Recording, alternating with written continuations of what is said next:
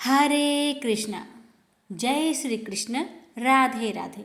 प्यारे भक्तों, आज आश्विन महीने की कृष्णा पक्ष की द्वादशी तिथि है और आज इंदिरा एकादशी व्रत का पारण का दिन है।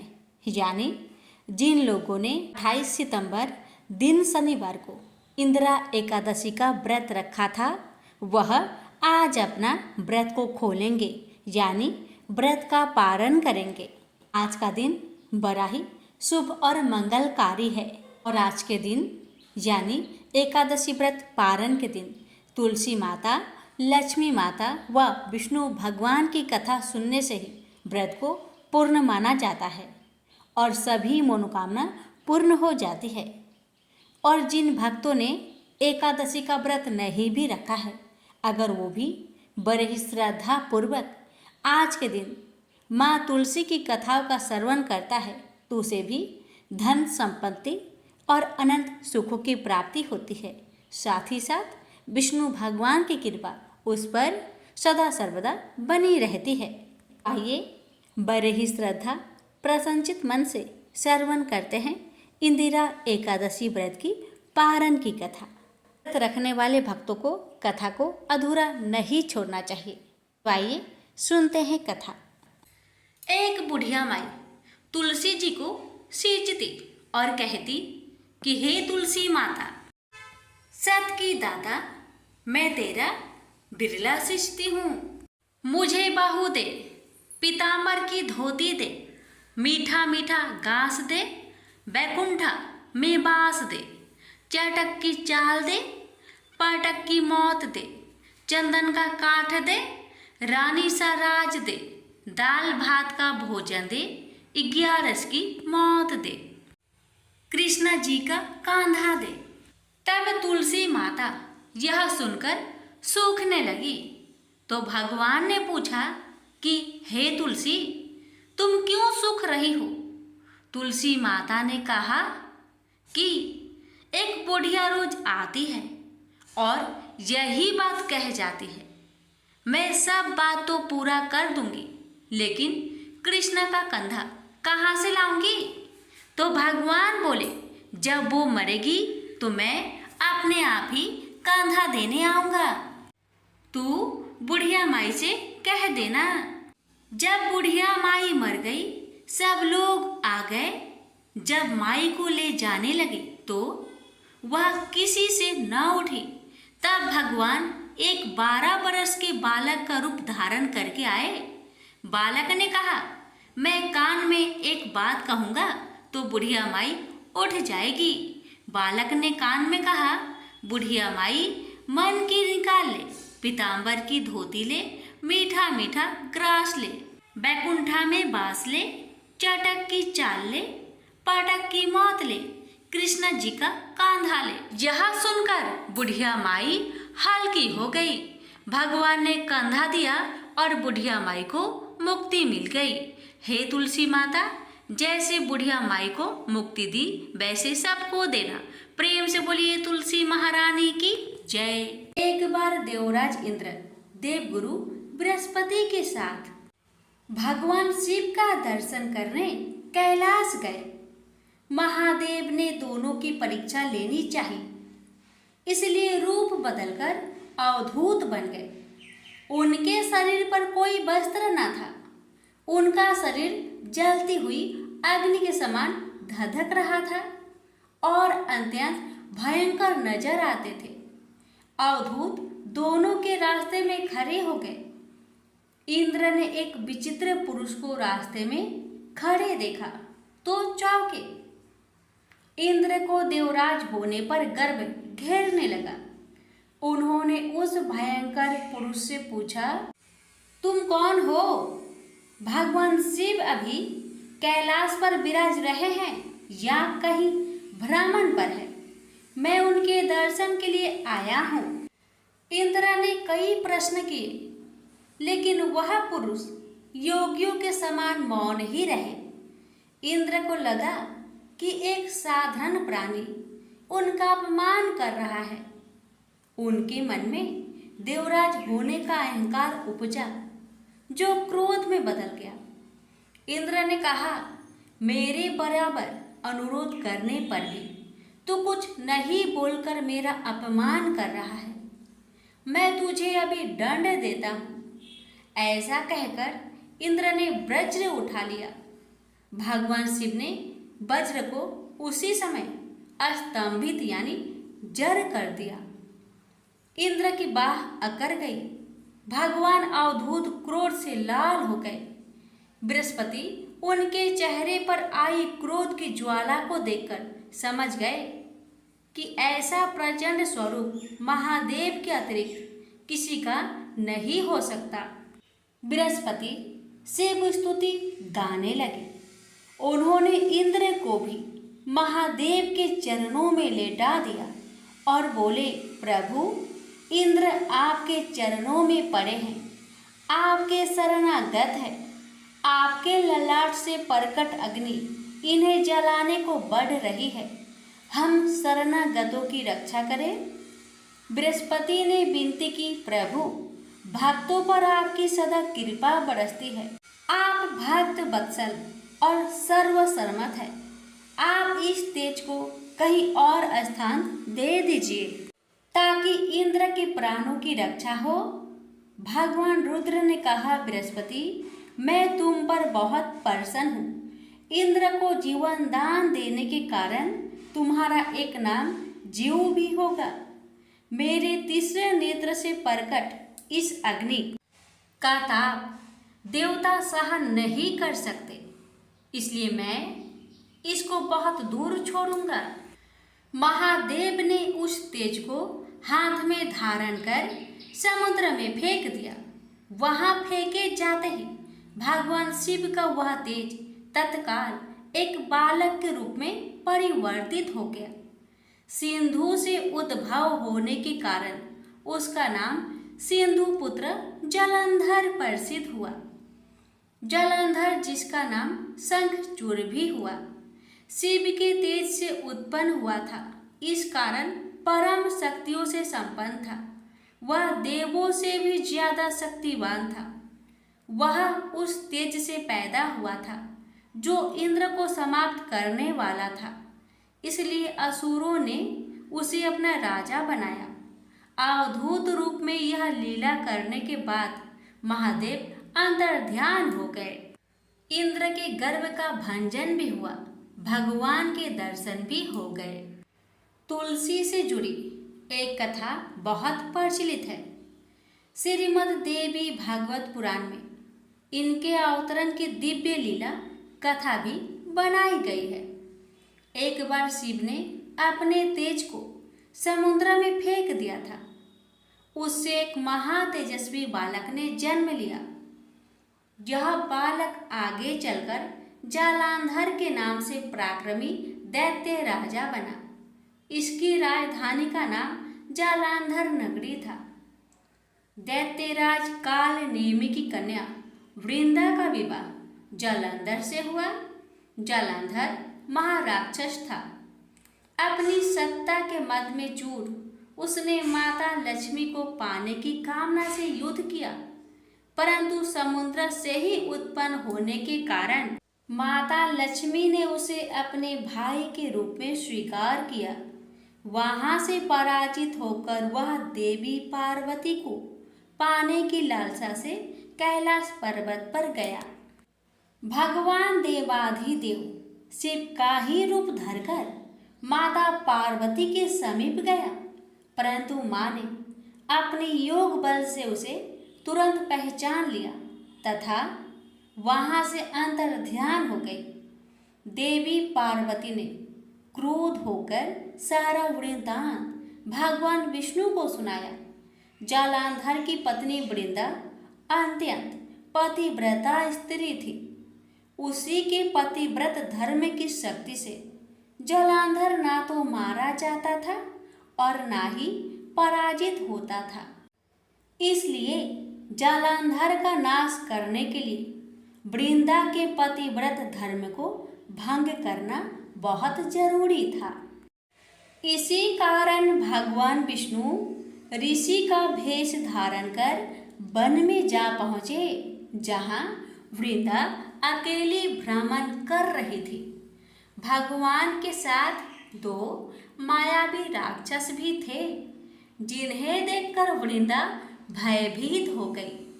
ऋषि ने वृंदा के सामने पल में दोनों को भस्म कर दिया।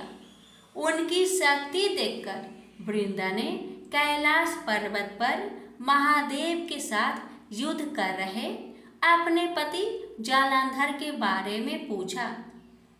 ऋषि ने अपनी माया जाल से दो बानर प्रकट किए। एक बानर के हाथ में जालंधर का सिर था तथा दूसरे के हाथ में धर। अपने पति की यह दशा देखकर वृंदा मूर्छित होकर गिर पड़ी।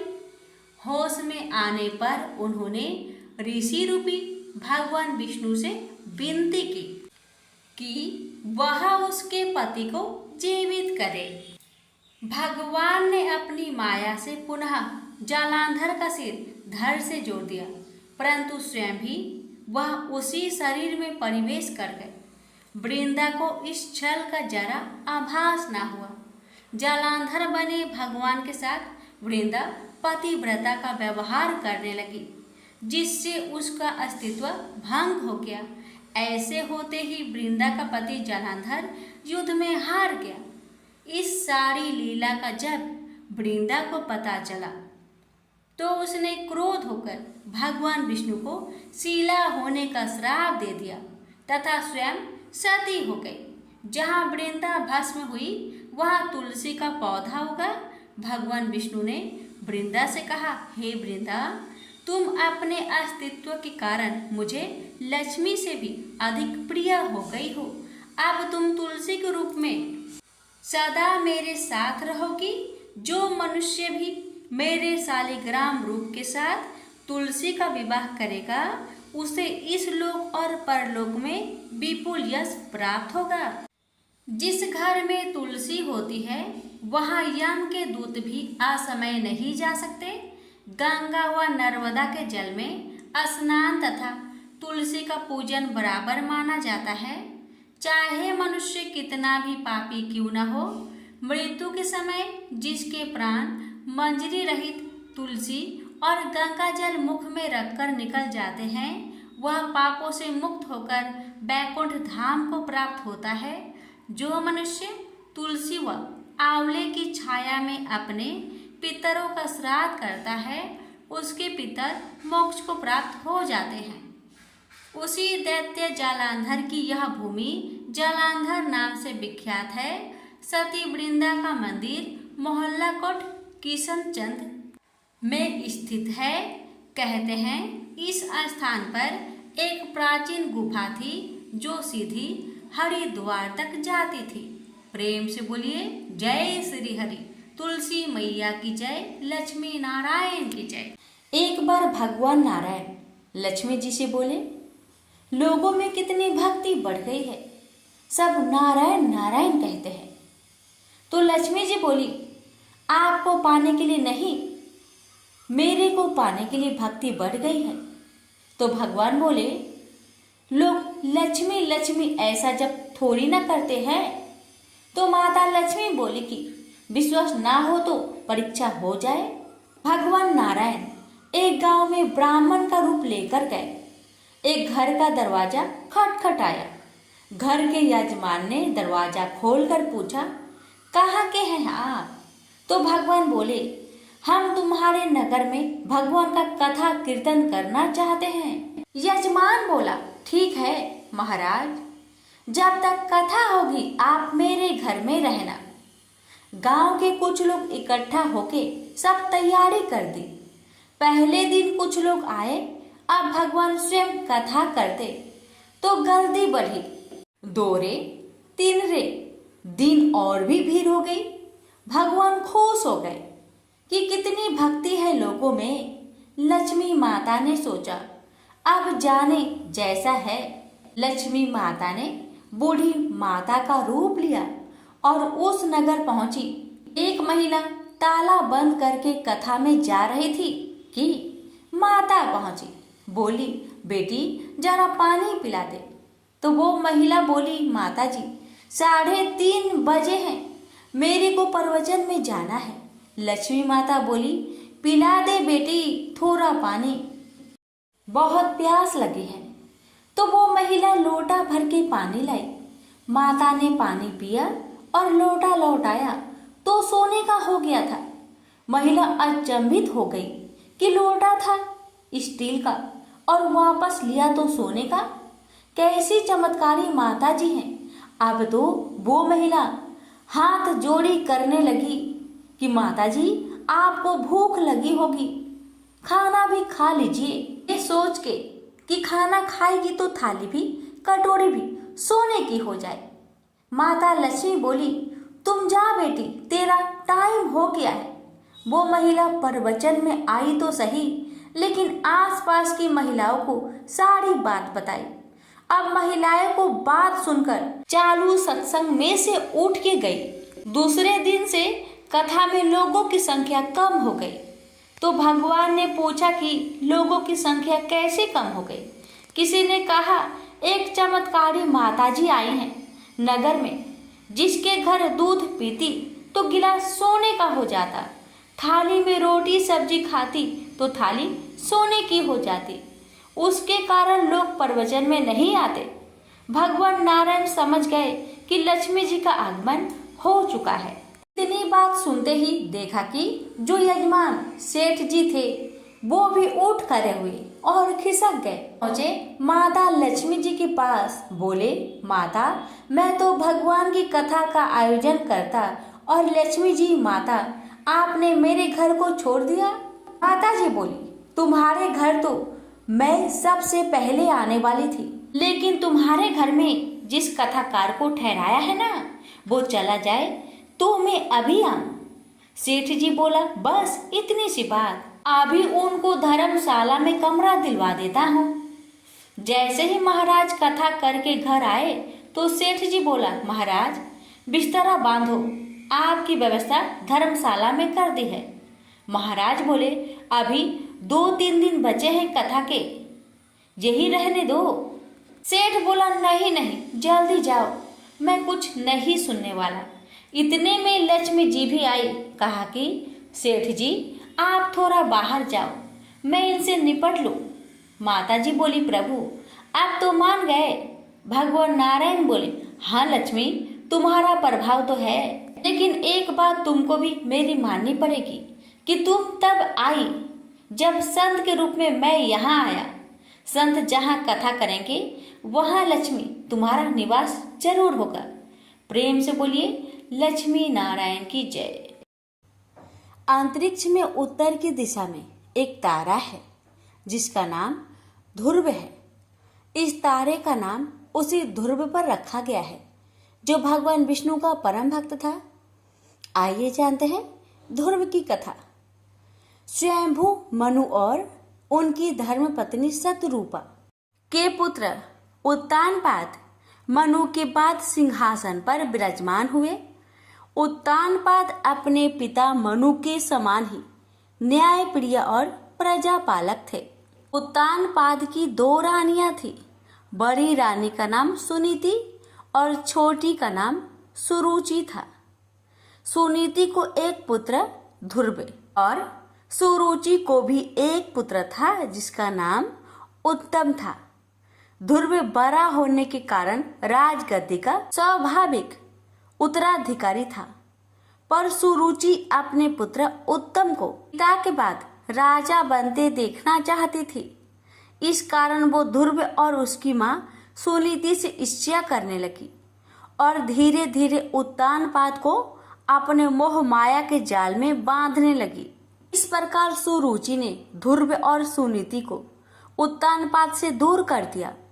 उत्तानपाद भी सुरुचि के रूप पर मोहित होकर अपने पारिवारिक कर्तव्य से विमुख हो गए और सुनीति की अपेक्षा करने लगे। एक दिन बालक ध्रुव पिता से मिलने की जिद करने लगा।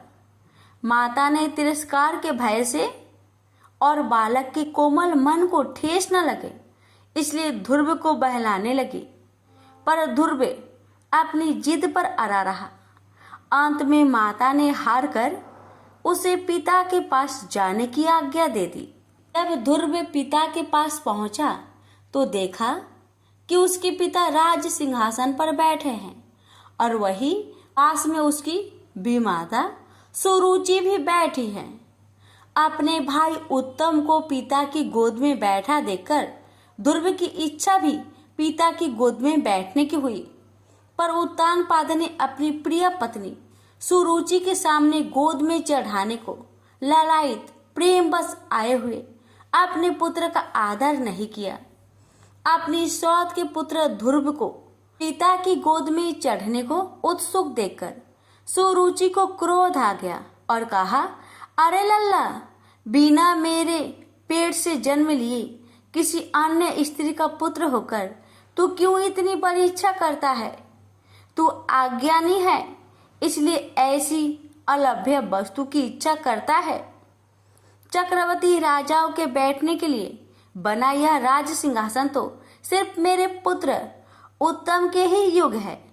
तू इस व्यर्थ की इच्छा को अपने मन से निकाल दे। अपनी भी माता का ऐसा कथन सुनकर ध्रुव कोपित होकर पिता को छोड़कर अपने माता के महल को चल दिया। उस समय क्रोध से ध्रुव के होठ कांप रहे थे और वो जोरों से सिसकियां ले रहा था। अपने पुत्र को इस प्रकार अत्यंत क्रोधित और खिन्न देखकर सुनीति ने ध्रुव को प्रेम पूर्वक अपनी गोद में बैठाकर पूछा, बेटा, तेरे क्रोध का क्या कारण है? किसने तेरा निरादर करके तेरे पिता का अपमान करने का साहस किया है? ये सुनकर ध्रुव ने अपनी माता को रोते हुए वह सब बात बताई जो उसकी भी माता ने पिता के सामने कही थी। अपने पुत्र से सारी बात सुनकर सुनीति अत्यंत दुखी होकर बोली, बेटा, सुरुचि ने ठीक कहा है।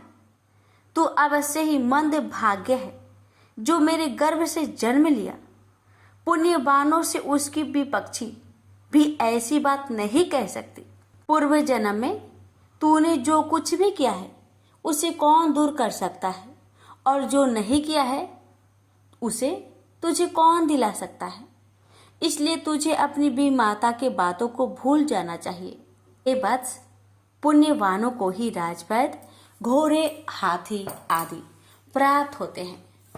ऐसा जानकर तू शांत हो जा।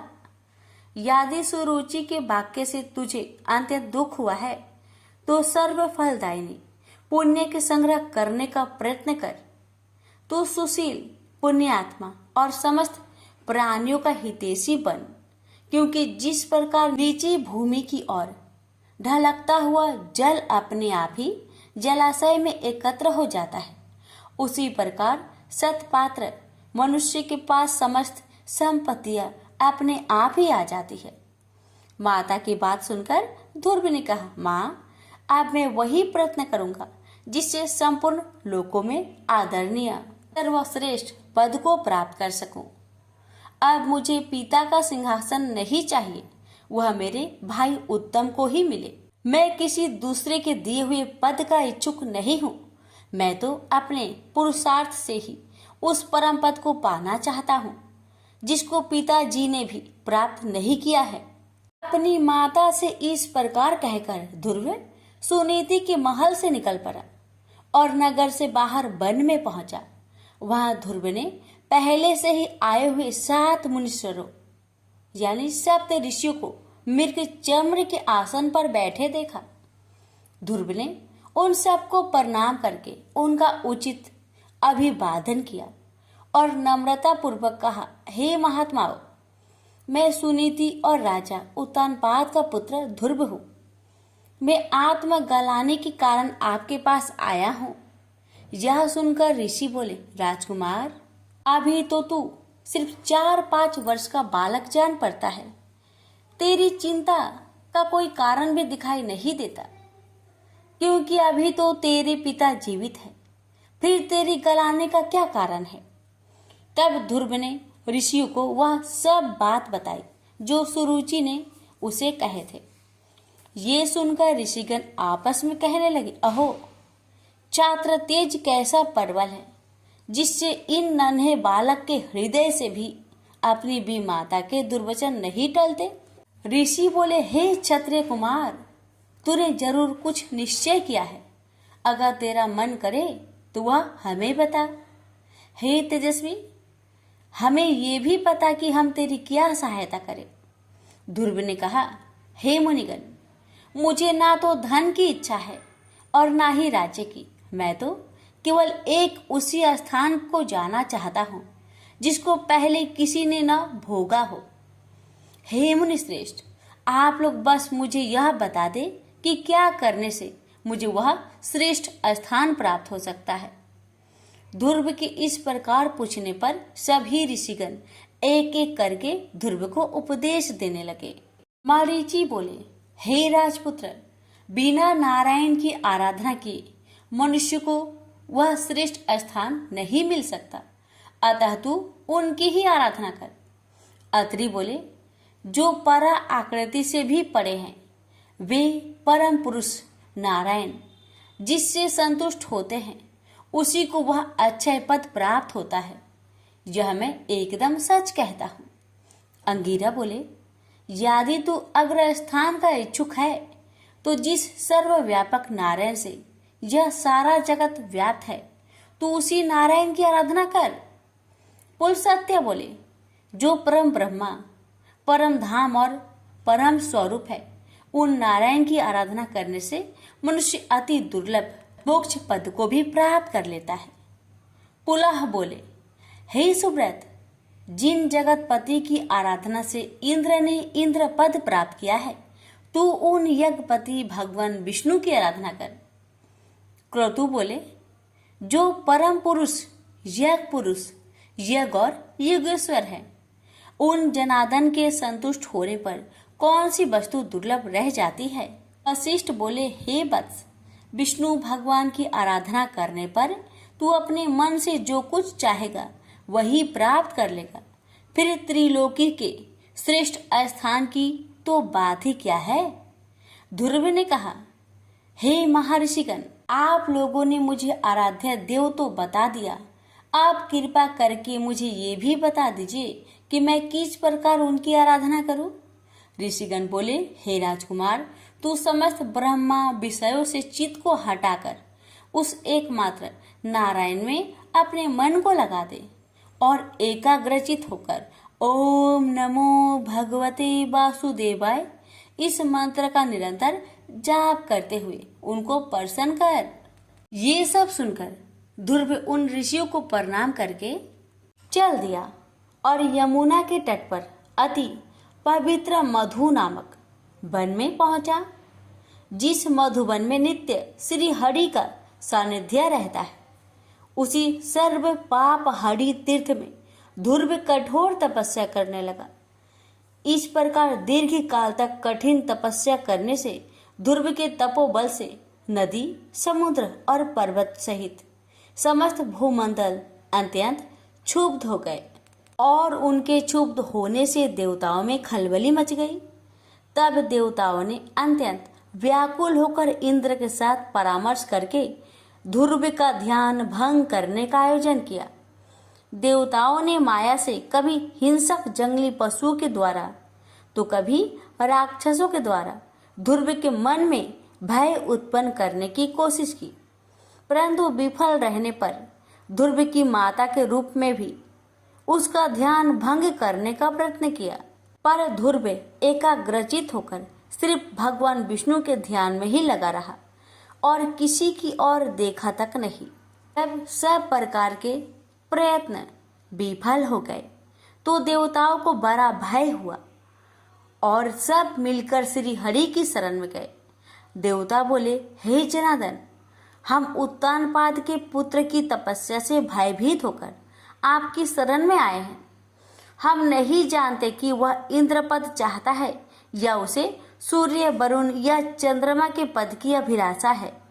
आप हम पर प्रसन्न होइए और उसे तप से निवृत्त कीजिए। श्री भगवान बोले, हे देवगण, उसे इंद्र, सूर्य, वरुण, कुबेर आदि किसी की पद की अभिलाषा नहीं है। आप सब लोग निश्चिंत होकर अपने स्थान को जाइए। मैं तपस्या में लगे हुए उस बालक की इच्छा को पूर्ण करके उसे तपस्या से निवृत्त करूंगा। श्री हरि के ऐसे कहने पर देवगण उन्हें प्रणाम करके अपने स्थान को चले गए। भगवान विष्णु अपने भक्त ध्रुव की कठिन तपस्या से संतुष्ट होकर उसके सामने प्रकट हुए। श्री भगवान बोले, हे उत्तानपाद के पुत्र ध्रुव, तेरा कल्याण हो। मैं तेरी तपस्या से प्रसन्न होकर तुझे वर देने के लिए प्रकट हुआ हूँ। मैं तुझसे अति संतुष्ट हूँ। अब तू अपनी इच्छा अनुसार वर मांग। भगवान विष्णु के ऐसे वचन सुनकर बालक ध्रुव ने आंखें खोली। ध्यान अवस्था में देखे हुए भगवान को शंख, चक्र, गदा और पद्म धारण किए हुए साक्षात अपने सामने खड़ा देखा। तब उसने भगवान को साष्टांग प्रणाम किया और सहसा रोमांचित तथा परम भयभीत होकर भगवान की स्तुति करने की इच्छा की। पर इनकी किस प्रकार स्तुति करूं, ये सोचकर ध्रुव का मन व्याकुल हो गया। ध्रुव ने कहा, भगवान, मैं आपकी स्तुति करना चाहता हूँ पर अपने अज्ञान बस कुछ कह नहीं पा रहा, अतः आप मुझे इसके लिए बुद्धि प्रदान कीजिए। भगवान विष्णु ने अपने शंख से ध्रुव का स्पर्श किया। इसके बाद क्षण मात्र में ध्रुव भगवान की उत्तम प्रकार से स्तुति करने लगा।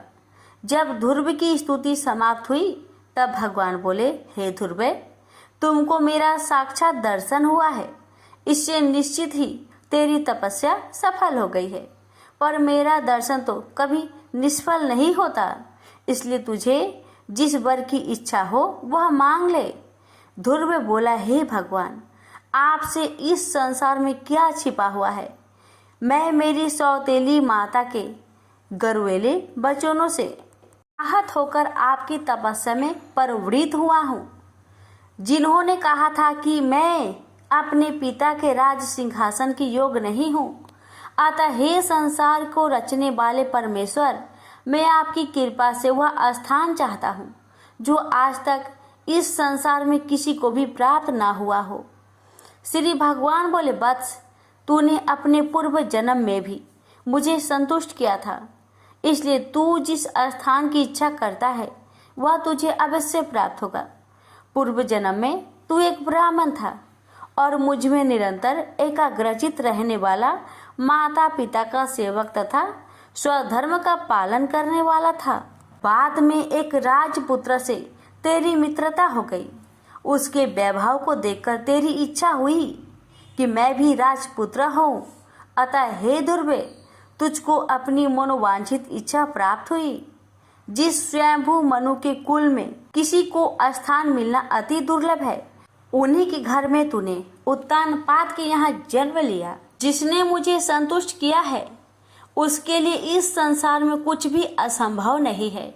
मेरी कृपा से तू निश्चय ही उस स्थान को प्राप्त करेगा जो त्रिलोकी में सबसे उत्कृष्ट है और समस्त ग्रहों और तारा मंडल का आश्रय है। मेरे प्यारे भक्त ध्रुव, मैं तुझे वह निश्चल ध्रुव स्थान देता हूँ जो सूर्य, चंद्र आदि ग्रहों, सभी नक्षत्रों और सप्त ऋषियों से भी ऊपर है। तेरी माता सुनीति भी वहाँ तेरे साथ निवास करेगी और जो लोग प्रातः काल और संध्या काल तेरा गुणगान करेंगे उन्हें महान पुण्य प्राप्त होगा। धन्य है ध्रुव की माता सुनीति, जिसने अपने हितकर वचनों से ध्रुव के साथ साथ स्वयं भी उस सर्वश्रेष्ठ स्थान को प्राप्त कर लिया। ध्रुव के नाम से ही उस दिव्य लोक को संसार में ध्रुव तारा के नाम से जाना जाता है। ध्रुव का मतलब होता है स्थिर, अपने स्थान से विचलित न होने वाला, जिसे भक्त ध्रुव ने सत्य साबित कर दिया। भक्त ध्रुव की कहानी में हमें यह शिक्षा मिलती है कि जिसके मन में दृढ़ निश्चय और हृदय में आत्मविश्वास हो, वह कठोर पुरुषार्थ के द्वार इस संसार में असंभव को भी संभव कर सकता है। प्रेम से बोलिए लक्ष्मी नारायण की जय।